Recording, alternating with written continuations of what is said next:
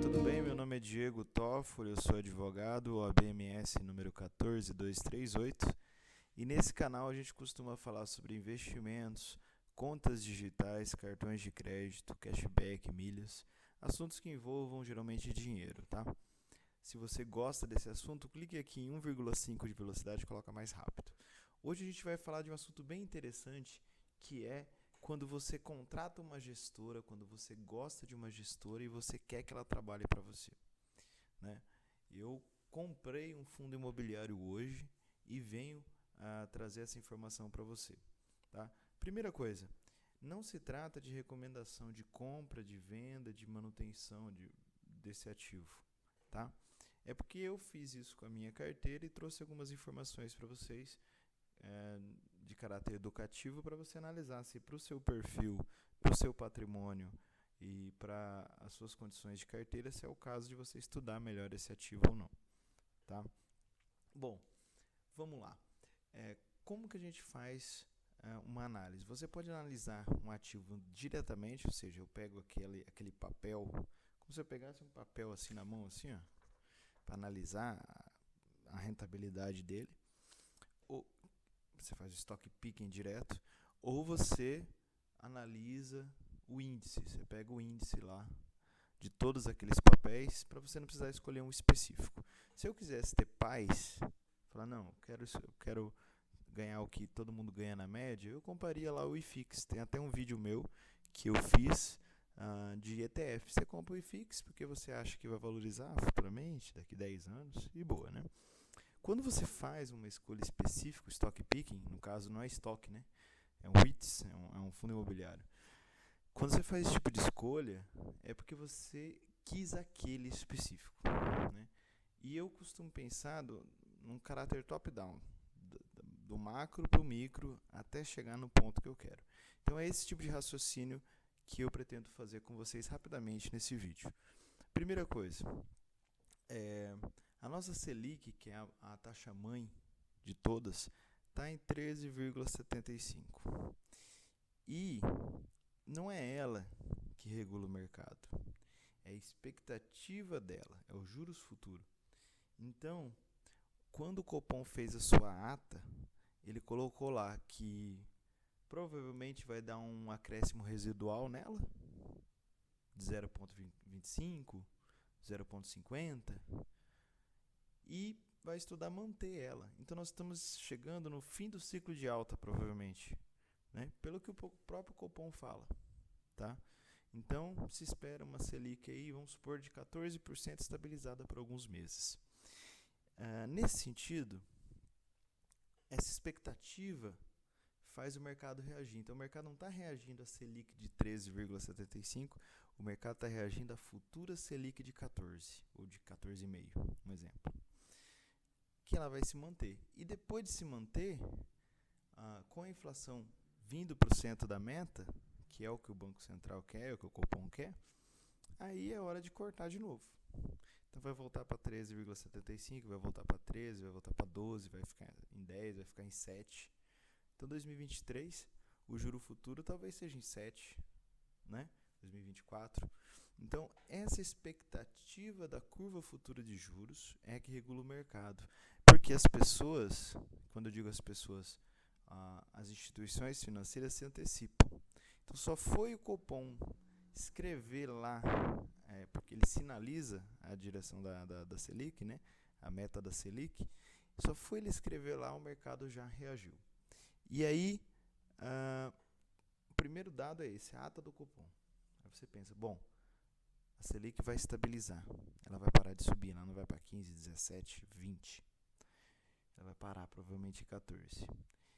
A prova disso foi que os IPCAs estão vindo negativo. Então provavelmente a inflação vai desacelerar, né? Então, aquele movimento de queda da renda variável não vai se subsistir no futuro breve. Provavelmente se você comprar agora, provavelmente, a renda variável vai subir, porque quanto mais cai a taxa Selic, mais subirá papéis que têm risco, né? E aí e eu queria investir em fundo imobiliário. Bom, era o setor que eu queria, tá? Para gerar caixa, porque também é um setor que eu tenho pouca exposição, que eu tenho que aumentar mais do que ações, né? Fiz até um vídeo um tempo atrás aumentando posição em Klabin, né? E aí eu queria fundo imobiliário. E aí fundo imobiliário tem aquela dicotomia entre papel e tijolo, certo? Então a gente já definiu que um fim do ciclo de alta da Selic não é interessante. Você pode pegar um prefixado? Pode pegar, inclusive peguei um tempo atrás. Mas o interessante é você olhar para a renda variável para pegar esse futuro movimento de subida. Por quê? Porque a Selic vai ser cortada no futuro. Assim se imagina, assim se espera, né? Então, já que eu vou para fundo imobiliário, papel e tijolo. O papel estava sendo interessante porque quanto mais ela vai escalando a Selic e o CDI vai indo junto para segurar o IPCA, e o IPCA, lógico, está indo junto, o papel vai pagar mais. Então ele estava interessante. Agora, com essa expectativa do mercado, que a Selic não vai continuar galopante, que ela vai regredir, que ela vai baixar, vai acabar esse aperto monetário, aí o tijolo passa a ser interessante. Então os fundos de tijolo, tiveram uma esticadinha já, né? Saiu a ata do Copom, pronto. Antes mesmo, né? Já era meio que esperado. Um pouquinho antes eles já começaram a andar.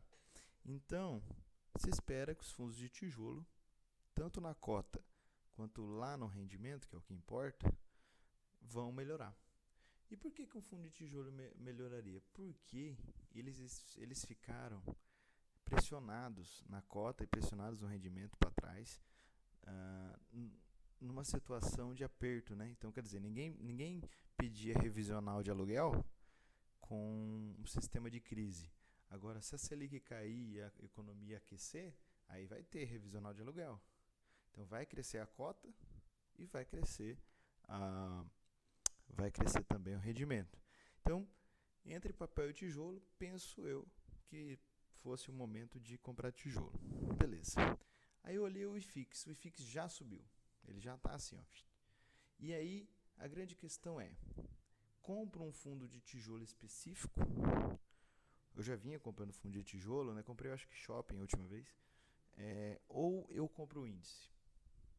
Poderia comprar o índice? Poderia comprar o índice. Mas no caso específico, eu estava querendo uma gestora específica. Vou chegar logo na gestora, mas o motivo de escolher um fundo foi porque eu queria uma gestora.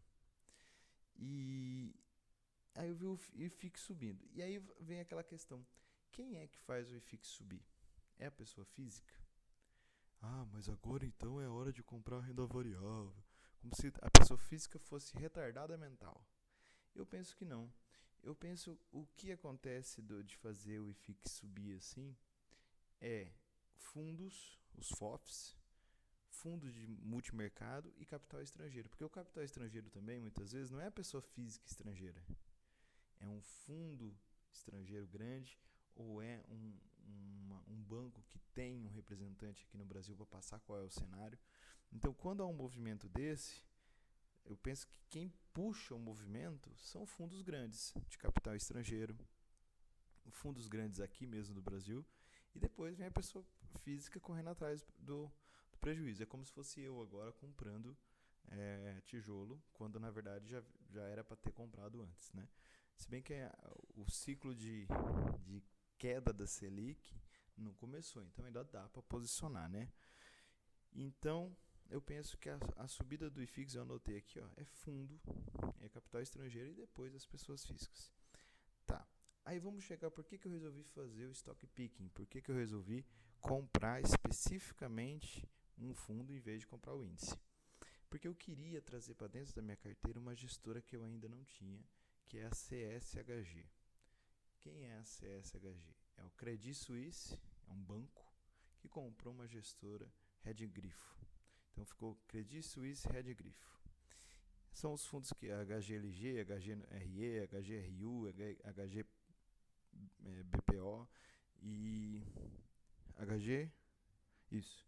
E aí, eu anotei aqui. E aí eu queria ter essa gestora. Por quê? Porque com o tempo de mercado você vai vendo que ela tem um know-how muito grande, ela tem uma vantagem competitiva. Então tem várias gestoras no mercado. Sei lá, tem a Vinci, tem a Pátria, tem a Mogno, tem a Mauá. Só que uma gestora como essa do Credit Suisse, ela tem muito mais barganha para negociar aluguel. Ela tem muito mais contatos para vender um imóvel, para comprar um imóvel. Ela tem vantagens competitivas que eu queria ter, né? E aí tem aquela questão. Você quer ficar vendo eles trabalhar ou quer que eles trabalhem para você? O fundo imobiliário é interessante com uma cota aí de R$ 100, uma cota de R$ 200, uma cota de R$ 300, R$ 10, que seja. Você já coloca aquela gestora para trabalhar para você. Você não precisa ter um capital de 1 milhão, que é o qualificado, um capital de 10 milhões para comprar um prédio, um capital de 30 milhões para comprar um galpão logístico, sei lá. Você, com uma pequena cota, você já coloca isso para trabalhar. E qual que é a vantagem? Você sente o prejuízo ou o lucro no curto, no médio e no longo prazo. Se essa gestora tem um bom track record, ela apresenta bom resultado, ela costuma ser bem vista no mercado, você precisa sentir. Eu sou o contrário da pessoa ficar assim muito tempo sabendo daquele ativo e não trazer para a carteira. Tá? E quando você traz para a carteira, você esquece, você não tem mais dinheiro. Aquela cotação não lhe pertence mais. Você tem um papel. Você detém um papel. É como se você comprasse um carro. Comprei um carro por, sei lá, R$ 80 mil. Eu tenho aquele carro, não tenho mais os R$ 80 mil. Então é a mesma coisa com papéis, né? Beleza. Aí, olhei o portfólio da CSHG e vi, eu não quero FOF, eu não quero papel, que eu já tenho, eu não quero shopping. Sobrou o quê? Sobrou Office e Urban. Sobrou ali o renda urbana e os de laje corporativa. Aí, entre esses, ficou na minha mão para decidir o HGRE, que é o Real Estate, e o HGRU, que é o renda urbana. Por que eu não quis o HGRE? Apesar dele estar com desconto. São 3 pontos. O primeiro é uma recuperação judicial, ou seja, eles estão com um problema ali para resolver pesado, que é um inquilino que faliu, está querendo falir. Uma obra atrasada, que era para ser 2021, vai sair em 2022, com prejuízo de orçamento. E 24% de vacância. Eu poderia comprar a vacância? Poderia comprar. Falei, não, vou assumir que ele está mais barato e vou comprar essa vacância. Confio na gestora, a gestora vai preencher. Mas é uma opção que eu fiz de não entrar, pelo menos nesse quadro de problemas, obras, falência e vacância. Já o HGRU, que é o específico que eu entrei, ele tem 0% de vacância, mas ele tem o problema de ser renda urbana, ou seja, são vários imóveis, ele cresceu muito rápido de 2018 para cá com 3 emissões e ele depende da atividade econômica, porque são lojas, né? Só que no setor que eu não tinha, olhando a minha carteira, o meu perfil de investidor, eu não tinha renda urbana.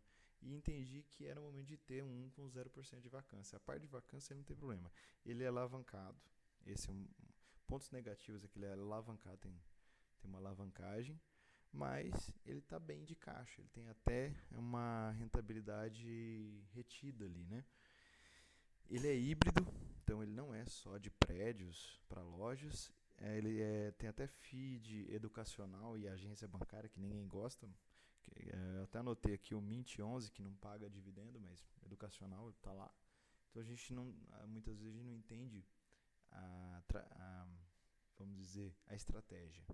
Mas de qualquer maneira, eu estou ali posicionado em alguns FIIs, mas isso não é a parte que me interessa mais. O que mais me interessa são os ativos reais, de tijolo mesmo, dentro desse fundo, com 0% de vacância, num setor que eu não tinha, que era o de renda urbana. Ele está um pouco mais caro, um pouco mais acima do valor patrimonial. Se eu não me engano, a última emissão foi a 123 e ele está a 130 e poucos. Mas eu considero que esse ágio, esse preço a mais que eu vou pagar, não é algo que vai representar prejuízo. Eu acho que esse fundo vai crescer ainda mais. Ele andou fazendo várias vendas, acho que ele vendeu 6 lojas americanas, então eles têm uma gestão muito boa num setor difícil. Por que esse setor é difícil? Tem que ser gestão ativa e forte mesmo, porque depende muito da atividade econômica. Então, se agora em outubro ganhar o Lula ou ganhar o Bolsonaro, pode ter situações totalmente diferentes, né? Por exemplo, o Bolsonaro, pode ser que ele no segundo mandato dele resolva não fazer nada, né? Porque é normal de reeleições, você vai fazer um sucessor, mas assim, você em si não vai poder se reeleger. Pode ser que o Lula também, no terceiro mandato dele, também não faça nada e a atividade econômica caia nos dois. E aí essas lojas teriam prejuízo e o fundo teria prejuízo. Vacância, inadimplência, vacância financeira e tal. É um risco. Quando você compra algo, você tem que entender o risco. Por outro lado, pode ser que o Bolsonaro saia muito fortalecido e tenha 4 anos muito fortes para fazer o sucessor, seu filho, Flávio ou qualquer outro, né? E faça aí, aqueça a economia ano que vem, né? A Selic caia e o governo dele seja bom. Ou, se for eleito o Lula venha com estímulo ao consumo, com uma Selic baixando e também tenha 4 anos muito bons, né? Então, pode ser que o cenário político interfira no cenário econômico para 2023 em diante. E aí é um setor impactado. Mas eu confio que a CSHG, a sua equipe, sei lá, 300 pessoas, vai se desfazer de ativo, vai remodelar, vai pegar mais garantia, vai fazer várias coisas para tentar segurar o prejuízo. Coisa que uma outra gestora que não tem essa vantagem competitiva faria, né? Então, esse vídeo é para dizer para vocês como mais ou menos eu faço a minha análise, que eu olho mais ou menos o setor macro, olho a minha carteira, o setor que eu preciso alocar e gestora. Localização dos imóveis é importante também e gestora. Porque se o gestor for um cara que só quer saber da taxa e não tiver competência, não adianta a localização. Eu tenho 5 imóveis maravilhosos, mas o gestor não cuida. Deixa ficar vago, deixa inadimplir. Então, desculpa aí o vídeo longo, né? Hoje a gente está conversando sobre investimentos numa nova posição que eu abri aí, que é o de renda urbana. Só para finalizar o vídeo, lembrando mais uma vez que esse vídeo não é nenhuma recomendação de compra, manutenção ou venda de qualquer tipo de ativo, que eu não tenho qualificação técnica para te sugerir nada, que você tem um outro perfil de investidor, você não sabe quanto capital eu coloquei no HGRU11, por exemplo. Se eu coloquei muito capital ou pouco, não dá para você saber. Então você não sabe o nível de risco que eu estou assumindo e quando eu pretendo sair do papel, né? Se é que eu pretendo. Eu tenho como perfil não sair, mas eu saberia a hora de sair, segundo o meu perfil, é diferente do seu, então não posso recomendar. Outra coisa, aqui embaixo eu vou deixar alguns links para cartões que você pode ganhar cashback, para indicações e outras coisas mais, outros vídeos meus. Se inscreva no canal se você estiver acompanhando os vídeos, gostar desse tipo de conteúdo e comente o que você acha da gestora, o que você acha da Credit Suisse Hedging Grifo, o que você acha desse fundo específico, está um pouquinho caro, né? Se você tem renda urbana no seu portfólio ou se você é um setor que você, igual a prova de Barsi, né? Que você não investe, tá? Comenta, eu gosto de aprender com vocês também, tá certo? Abraço.